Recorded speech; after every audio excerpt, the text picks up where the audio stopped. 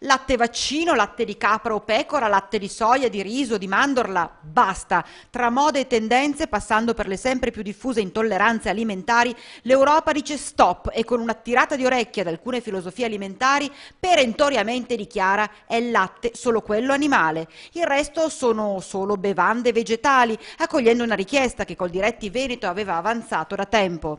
È una cosa che finalmente fa un po' di chiarezza e mi auguro che diano anche delle risposte agli agricoltori e allevatori. Allevatori che da troppo sono sotto lo spauracchio delle quote latte, che lo ricordiamo in un recente passato ha davvero messo in ginocchio tante attività anche del Vicentino. Le produzioni si stanno stabilizzando, fermo restando che comunque la produzione dipende molto dal mercato e non tanto solo italiano ma a livello mondiale, per cui c'è la forte necessità di una collaborazione tra i vari enti del territorio, le istituzioni, le cooperative che effettivamente commercializzano la gran parte del latte prodotto in Vicentino. Il presidente regionale di Coldiretti, Martino Cerantola, che nel Vicentino vive e lavora, annuncia un passo importante per il riconoscimento del prodotto di altissima qualità nelle nostre terre, ma dice servono le istituzioni. Stiamo chiedendo l'etichettatura di tutti i prodotti con un unico scopo, è quello di far riconoscere il prodotto italiano e per cui dare un'economia maggiore alle proprie aziende.